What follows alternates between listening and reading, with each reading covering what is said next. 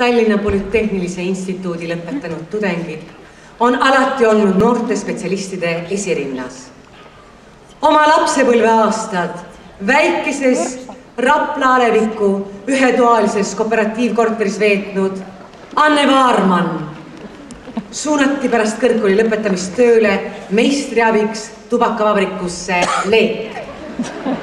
Ta ei aimanud veel, et Eesti NSV Riiklik Filharmoonia ta endale palub ning seega kohustuslikust suunamisest vabastab.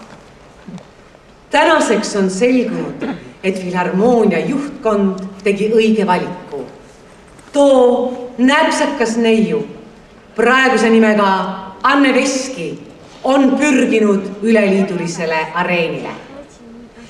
Veenvalt esitab ta pala sellest, et nõukogude laulja ei pruugi ka pikemaajalisele kontsertturneele lahkudes sulgeda oma kodust.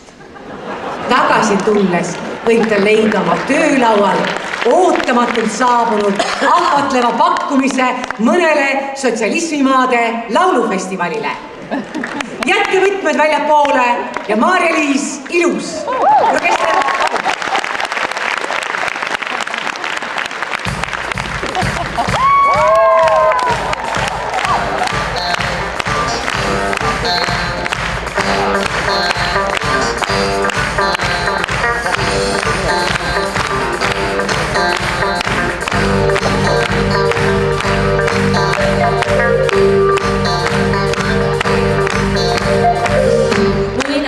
Naised, kelle pöövad viied ehmatad, ergud ootusest on hellad, kesku tunnid sa jahmatad, otsid kohta kurakätt, uuristi kändeks said, haarad klaasid külma vett, kõik see unistus oli vaid. Kahmad kaabud, tormad välja, ootad kedagi, kes ei tea, et võiks tulla pilgust välja, meenutada sul miskit hea.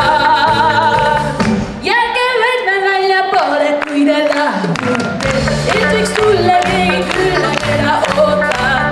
Või amoori, pöia liisid saarsatab, valged mauri, kaunis minnast valgetab. Jätke võtmed välja poole, kui te lahkute, et võiks tulla keegi külla.